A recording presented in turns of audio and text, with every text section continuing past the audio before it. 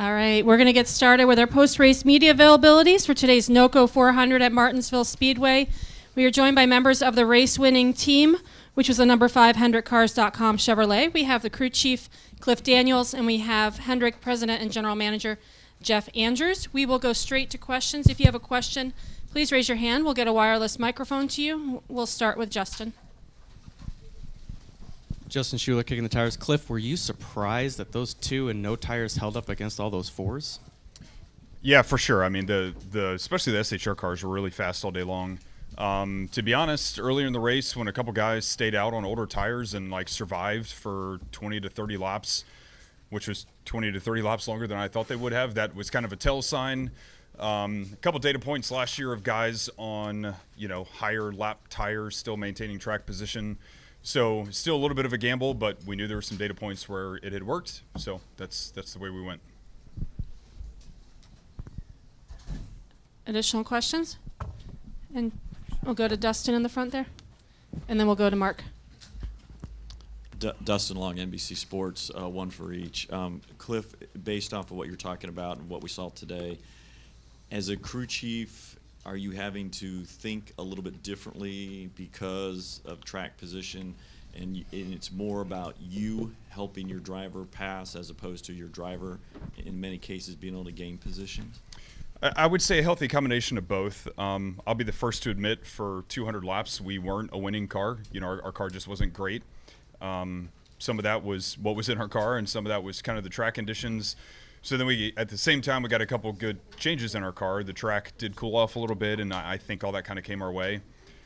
So then to your exact question, yes, I think, being able to be more aggressive on the strategy side, get some spots on pit road or spots on what your strategy is, certainly that's helpful. And every time we did it, we were able to kind of maintain. But you still saw some cars that were really good cars that could pass up through the field. And we weren't one of those cars for 200 laps. It wasn't until later in the race that we got our car better. So both kind of worked out at the end. And for Jeff, based with your extensive experience and knowledge of engines, the discussion comes up again after the race. Hey, more horsepower is needed for these cars in a different tire. That sounds like a simple solution. Is just give it more horsepower. From an engine perspective, I'm not an engine guy, so how difficult is that? How prohibitive is the cost of that? I mean, is that something that if enough people wanted to get done, that's something that's realistically could be done, or is this like trying to climb Everest and getting back to the level of horsepower it used to be? Yes, Dustin, I think multi-answers to that question. First, yeah, it's always achievable. It takes quite a bit of work to get back there. We are, I would say, 5 to 6 months out on parts orders and deliveries, and really when you get to this part of the season, you start to consume a lot of sealed engines that you run earlier in the season. So it gets complicated just to try to change a package over, or change a power level over, because these engines are built and tuned, and all the analysis and everything that's run on them is for the current power level. So when you start to make changes to that, it requires changes to a lot of parts and pieces, and some of those would be as much as a year to possibly 18 months lead time to get that work done and get parts ordered. So it's a complicated question. I personally do not disagree with you that more power would be something that to take a look at someday. It's a long-term decision for the engine companies to do that. And to follow up, so it sounds like even if people wanted to do it for 2024, it's almost too late at this point. That decision needs to be made now, yeah, very, very soon. Because parts, depending on the parts and pieces, some things, as I said, are easily 6 months to a year out from a planning perspective. And one thing that, you need to realize is that all these engine companies have ordered parts and pieces for really the remainder of 2023, and to start to change that architecture around, it gets very, very complicated very quickly, and that's a long-term decision for sure. Go to Mark. Mark Garrow with PRN. Jeff, 295 wins now for Hendrick Motorsports. Pretty big number. You guys are closing in on 300. Any thought on that? Any whispering about that might be an attainable number this year? I think Mark, it was more than a whisper at our season kickoff luncheon from Mr. Hendrick. It was an ask of his, and he lit that fire underneath of everybody very early on in January, and we're certainly marching forward towards that. So obviously a goal we want to achieve, and in addition to that, keep going right on past that. We need to focus on long term, on late summer and early fall, and having performance in our cars like we do now at that point of the season. Certainly, I know as a company we're very pleased with how this package has performed, for us. Phoenix, Richmond, now here. Certainly, as Cliff said, we weren't in the best shape, and we still got some work to do here as a company to have some more consistency across all our cars. But certainly a good start for us for 2023. And yes, 300 is something we're after for Mr. Hendrick first and foremost. But that championship in Phoenix at the end of the year is another big one we've got our sights set on. Thank you. Going to go up front to Alex, and then we'll go to Zach, and then Bob. Alex Zetlow, Charlotte Observer. If both of you can answer this question, what struck you most about Kyle's performance today?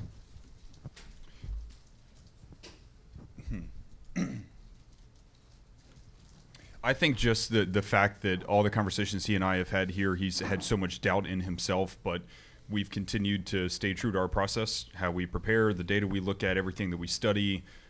He's been very open to any adjustments he's needed to make on his end, and it's kind of a two-way conversation from what can he do better and different, and what can we do better and different with the car.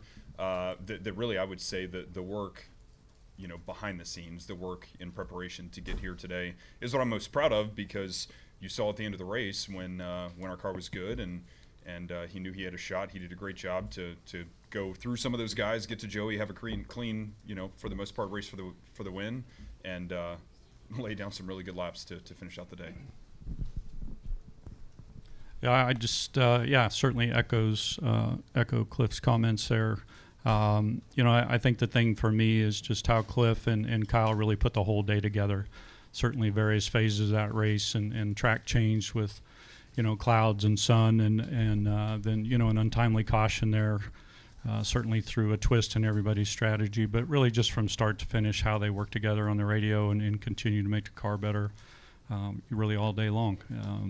Various things for various teams, including our own, that, kind of came and went during the day. It was certainly key to keep track position, as you saw with a lot of cars that, kind of went from the front to the back and back to the front. And so I just commend them, both of them, on how they kept their head in the game all day long and raced the track the entire day and stayed in it all day long. Going to go in the back to Zach, and then we'll come up front to Bob. Zach Sterniel would know.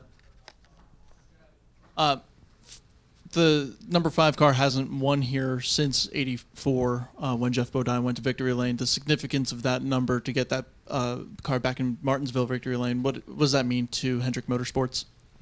Yeah, that certainly is a great milestone. I'm not sure that I realized that. Did you? I didn't know that either. That's pretty wild. That's pretty awesome. So, yeah, obviously being the side of the first win for Hendrick Motorsports back in 1984, and then, to come here today and put number 5 back in Victory Lane, that's always a special number. It has been for Mr. Hendrick through the years. A lot of great milestones that go with that number and a lot of history and heritage there. So, for us as a company, very proud of that, and to bring that to Mr. Hendrick as well back here at Martinsville. Go to Bob. Bob Pockris, Fox Sports. Jeff, I assume there wasn't much doubt on whether Chase can win or come back and be strong, but did today send any sort of message you feel to him and the team? Yeah, I think if you saw him after the race, just the fight that's in Chase Elliott, he's obviously that was a tough race on him, tough race on any driver, and to come here after being out for multiple weeks, and as I said earlier, we didn't have the best race cars today, and he and Alan fought all day long together. Chase stayed obviously with Alan and the team and worked hard all day long, and at the end there, that thing came to life, and see him battle his way back up there to a top 10. It's great to have him back. It's from that aspect, it's the first weekend for us to to kind of have our team or have the band, so to speak, put back together. We haven't all been back together since Fontana for various reasons. So I think just a statement for the company and a compliment to the men and the women behind the scenes at Hendrick Motorsports that have been building and working on these race cars through this time of adversity for us, and to come here today and not only Chase but Cliff and Kyle. Just it's a good day for us, and we'll build on it. Certainly glad to back to your question, to have Chase back. I think he fought all day long and did a great job for us. I want to check in up at the press box to see if there are any questions for Cliff or Jeff.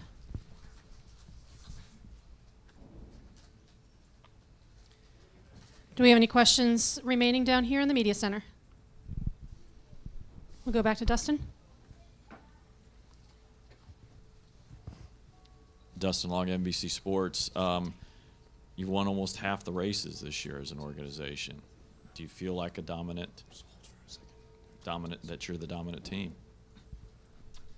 I wouldn't consider us dominant. I don't think there's anybody at Hendrick Motorsports right now that has that comfort level or, that feeling. As I said a little bit earlier, we need to run and perform like this in the latter half of the summer, early part of the fall. That's when it really starts to count. And yes, stacking up the wins right now and the points and the playoff points, that's very important to have those who go into the fall. But we've got a lot of work to do. We have to come back here. This is a very, very critical stop for us, as you all know, in the fall on the way to Phoenix. And we have to certainly be a lot better than we were here today. We pulled it all together there at the end and had some competitive cars and were able to win the race. But we need to be better as an organization coming back here. So we won't take too much confidence out of here, and we'll go on to Talladega next week and approach that and attack that for what it's worth. But we certainly need to put some focus on Martinsville for the fall. And one other thing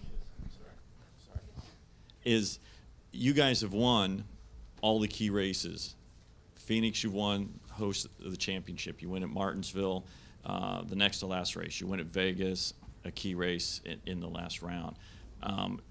Was there an emphasis? I know at Hendrick it's all about winning, but was there any additional emphasis on either of these tracks, and how? Because there's such a long gap between now and when you come back to these tracks, had the challenge of maintaining that strength so you can take advantage of those opportunities later for either of you. Yeah, I mean, we certainly everyone in the whole Cup field has Phoenix circled, obviously, right? And we, as a company, didn't perform as well as what we needed to in the fall. We certainly got beat by at least two organizations that I can think of, just outright. Forget strategy, forget anything else. They just had better and faster cars than we did. So, yes, we did circle Phoenix specifically over the winter, and we kind of assembled a group back at the shop to help us attack some of these tracks in the specific areas that we knew we were deficient. So, big shout out and credit to those guys back at the shop, those guys and gals. And, yeah, kind of the way you described it for each one of these races, we've had a similar approach. Vegas last fall, all of our cars didn't run great. And obviously I spoke on Phoenix. Here has been kind of hit or miss for us, and it was kind of that way today too, kind of hit or miss from what you saw. So we've identified all those races, the keystones that they are, to your point, for the playoffs, and try to make an effort for what those are, and then the things that can carry over, between Phoenix and Richmond, you carry a little bit of that to Nashville and Gateway and stuff like that in the summertime. No, it's not the exact same, but the general concepts you can take and kind of keep working on and building on. So that's what's gotten us to this point, but certainly a lot of work ahead of us. All right, gentlemen, congratulations on the win today. We'll see you next week in Talladega.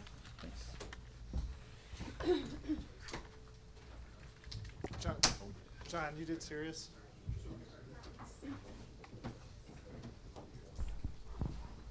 All right, we're now joined by the race-winning driver of today's NOCO 400, Kyle Larson, driver of the number 5, HendrickCars.com Chevrolet. We will go right to questions for Kyle. If you have a question, please raise your hand. We'll get a wireless microphone to you. We'll start here with Justin. Justin Schuler, Kicking the Tires. You've had all three of your teammates win a clock, so was today kind of like a sigh of relief that you finally got one? I don't know if them winning added any pressure. If anything, them winning adds confidence, I think, when you come to a place. like this that I've really struggled at. So, yeah, it is pretty neat that the four of us now have all won here in the last, I guess, 3 years, right? I think did Chase win in 2020 here, so pretty cool, and just shows that. Which, I mean, Hendrick has shown for a very long time that they've had great setups here and have a handle on things here. So, but it wasn't easy. I mean, we didn't dominate the day at all. We really never even got into the top 5 there until the last run of the race. So, just a great job on my team, great job on pit road all day long, and great strategy calls and some good restarts there at the end.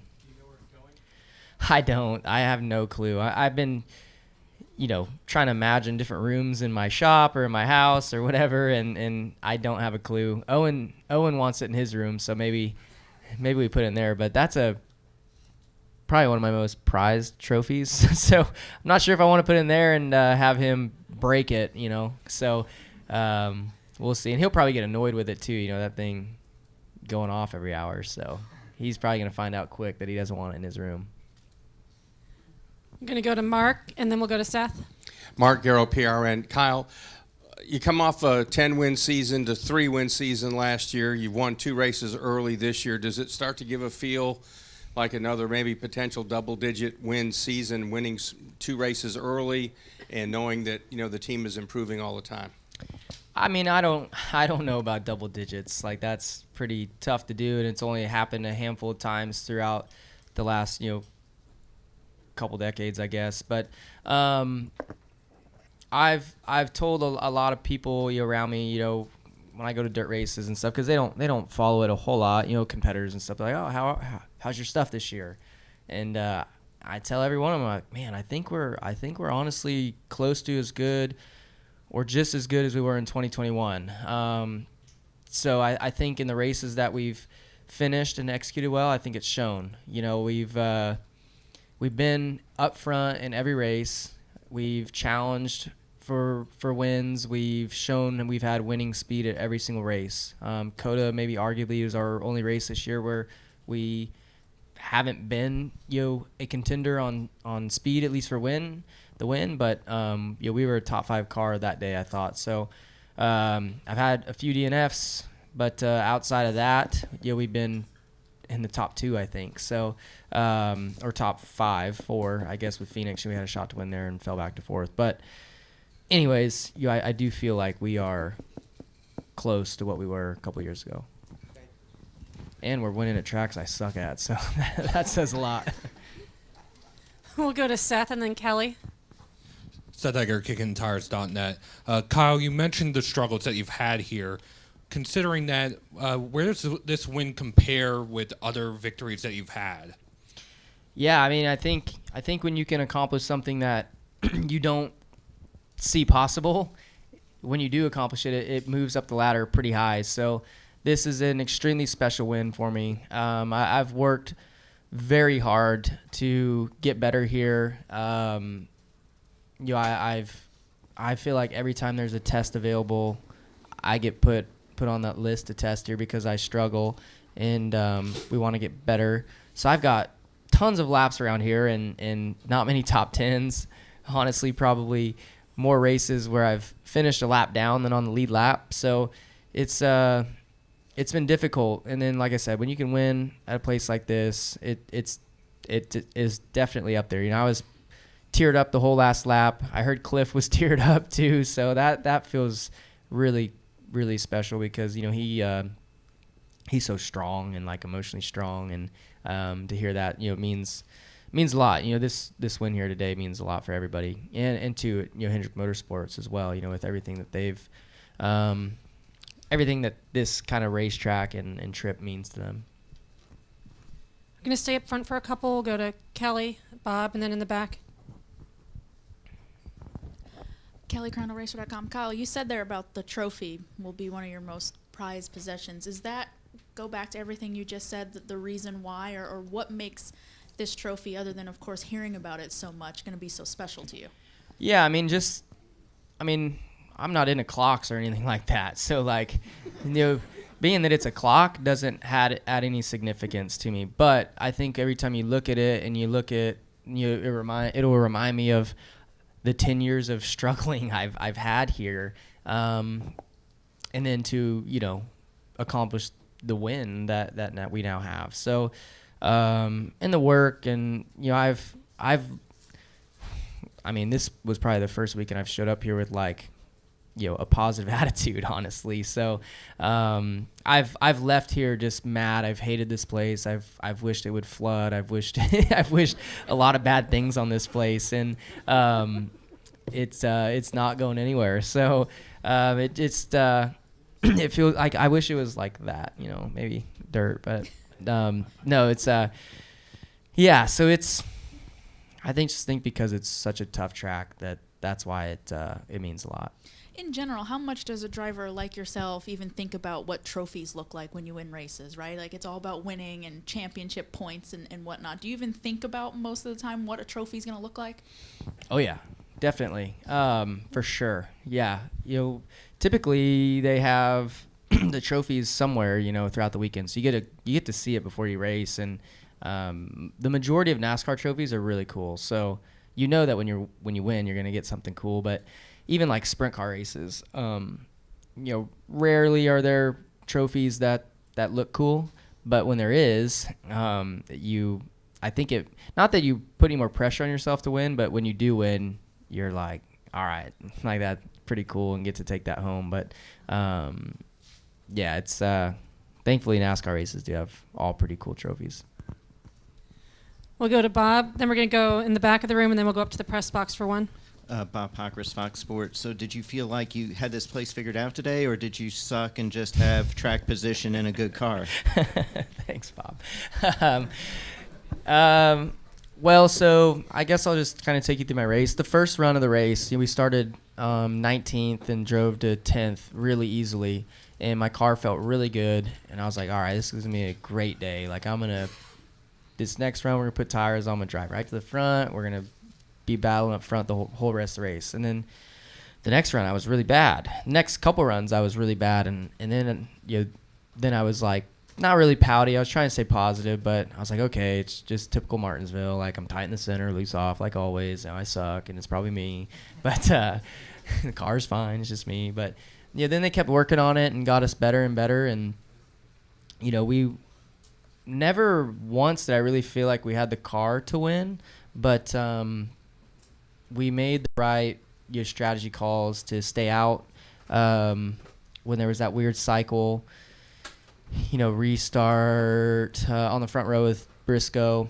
And then on that run, that run I was finally able to settle in. I wasn't I got kind of away from the 45 and could kind of get into a rhythm, and I felt like I learned some things behind the wheel and helped my balance out.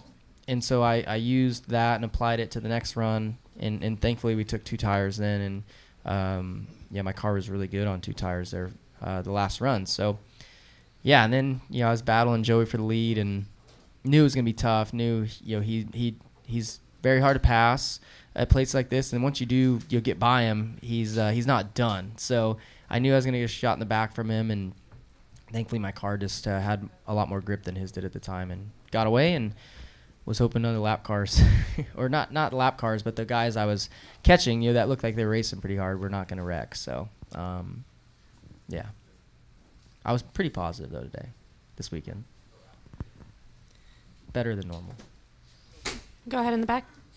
Oh, yeah, Joshua Weatherman, Short Track Report. Kind of, piggybacking off the previous questions. You've said in years past that this has been your worst track, and, you kind of count this race as a write-off. What was it about your car today that allowed you to overcome the aero problems here at the short tracks, get to Joey's bumper, and just allow you to walk away at the end of the race? Yeah, I guess as far as the aero stuff, I didn't really notice anything different with this package here compared to last year. So, it's just, I think like Phoenix, I felt a little bit different. Richmond, I felt a lot better with it. And then here, if you would have told me that, we didn't, we had the same package, I would agree. So, it was just, my car was good enough there at the end to drive it to the 22 and kind of just work them over. I'm going to go upstairs to the press box for a question, then we'll go to Dustin.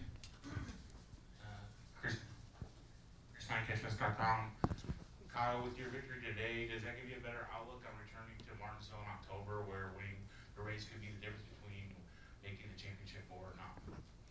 Yeah, I mean, I think it definitely adds confidence. You know, we finished second here in that race last year to Bell. Similar thing, you know, I think we took 2 tires and my car was okay. And so yeah, but there's also a lot of room for me to get better here still. You know, there was a run on that long run there. I was better than the 10, better than the 6, a lot better than the 6 once the 10 got by him, and I just don't do a good job at passing. So just got to get better at my racecraft still here. And you know, the good short track racers, if their car is better than somebody, they can get to them and pass them pretty quickly. Where I seem to just get stuck and waste time, and I think that's a lot to do with kind of the line that I run. But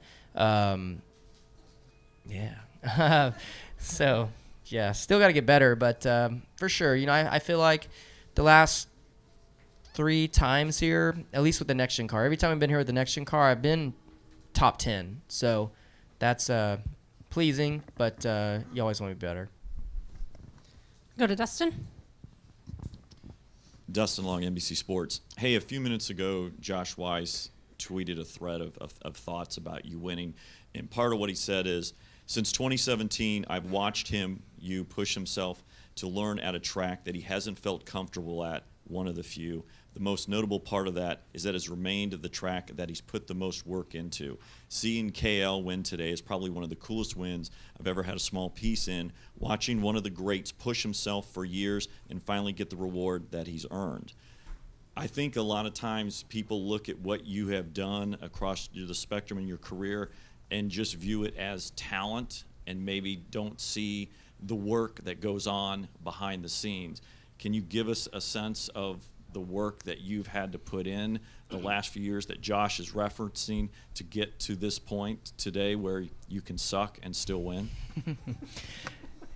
Yeah, no, it's you know, it's a lot of it has to do with Josh for sure, and you know, I've worked around him now, I guess since 2017, and you know, he's done a really good job at like pointing things out. You know, I think for so long when I came to Martinsville, everybody was like, oh, you got to back your entries up, get good exits and stuff like that. So like you work that into your brain and you try and drive that way. And you know, over time, you know, through data and seeing how the good guys get around here, you know, I quickly realized that it's the opposite. You make your time on entry, and it's not about, you know, your good exits. And since that, you know, I've been able to kind of work harder at my driving style a little bit and trying to really, you know, I feel like, I mean, competitors know, I mean, they look at my data and stuff, and they probably, like, I have this, like, perfect triangle brake here at Martinsville. And, like, the good guys, you know, kind of, like, can make time under the braking zones and then hold that little bit of pressure at the end to turn still and get pointed for exit. And that's, I feel like the last 100 pounds of brake pressure has been something that I've worked really hard on and try to be pretty conscious of throughout the race today and this weekend. And I think that helped a lot. And it's because of guys like Josh Wise and Cliff and Adam and Cal and Becker at our shop that, you know, find those things and point them out, and then, you know, we really kind of hone in on them and try to work to, you know, figure out a way not copy, because it's hard to copy anybody's driving style, but to take little bits and pieces of things that you notice and try and apply them to yourself. So yes, I think there's a lot of things that I've done throughout my career that talent's got me to accomplish. But then there's a lot of work that goes on behind the scenes, and I've worked a lot harder in the last, I guess 7-ish years than I probably ever did before. Yeah, I think, but you have the data now to look at and to study and then apply to yourself. So I understand every win is special, but comparing a win that you won based off of your talent versus a win like today where it was work day after day, is this any more significant, or what does this mean on a personal level to you compared to other races that you won because of the talent of Kyle Larson? Yeah, no, I think that's, I don't know, maybe I haven't done a good job of like wording it right, but like, yeah, I think that's the reason why this win is probably my top 7 or so, or shorter list than that of wins, because I've worked really hard for it, and I never, even with the work, I still didn't think that I would ever win here. So, because there was so many times that I would put in hours of work and running on my iRacing simulator, and I've got data on there too, so I can like kind of run and then go and look at my brake trace and stuff and try and see if what I was doing with my foot matched up to what guys like Chase and Denny do here. But I mean, I would run hundreds of laps and then still come here and be 20th or worse. So yeah, so putting in the work and continuing to put in the work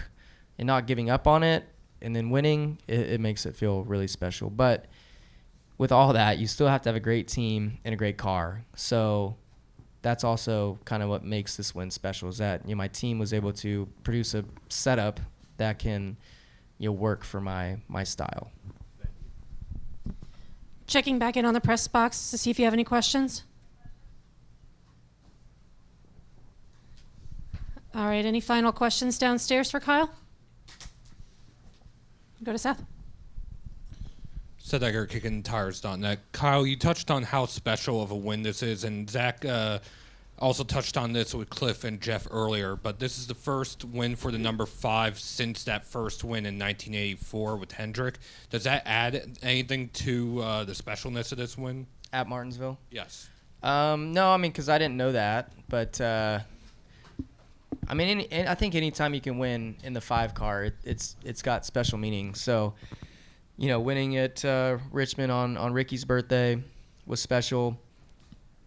And then, you know, any Hendrick Motorsports win across any of the cars at Martinsville is always special for the reasons there. So, yeah, just a place that means a lot to the organization, and you know, feels great to win, and then get to hear from Rick and hear how excited he was.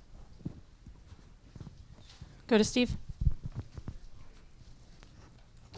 Hey, Kyle, I know Chase wasn't really a factor today, but just, you know, as another driver, how good was it to really just have him back out here, and, you know, how valuable, obviously, is he to the tour in general? Yeah, you know, it was nice having him back. Just, you know, having him a part of the debrief after practice and qualifying again was nice. You know, he always brings something a little different to the comments between all 4 of us, and you know, I think he challenges himself, but he challenges us all, drivers and crew chiefs and engineers, to think more, I don't know, differently or more, or whatever is the right word, but you know, asking questions, talking about his car. He does a very good job of feeling or explaining what he feels, and then, you know, even between changes, you know, they'll pit, make an adjustment, you know, like in practice, and then he can read that adjustment pretty quickly and tell if it's better or worse. And where I feel like a lot of times, especially with me, I don't know about the other guys, but if I don't like pitting in practice and making an adjustment, because then I feel like I'm making an uneducated guess on the change and how it worked. But he's very, like I said, he's very good at feeling his car, so I feel like he's pretty confident and usually the majority of the time right about the changes. So I think when he can explain his car and say, hey, this was better for us, the crew chiefs on the other teams can really look at that change and look at how it might work on our cars and apply it to it. So he's definitely an asset for sure. You know, he's one of the best drivers in the sport. So it's been nice to have him back. Go back to Zach. Zach Sterniolo, NASCAR.com. Kyle, I can't recall one-on-one battles between you and Joey for the lead like that. So catching him, racing him, what was going through your mind through that battle? Yeah, so he wasn't really a factor all day. I was never around him at all throughout the race, but he's a very good short track racer. His team, as always, does a great job of executing and putting themselves in position and finishing way better, on their off days than they should. So I knew he was going to fight really hard.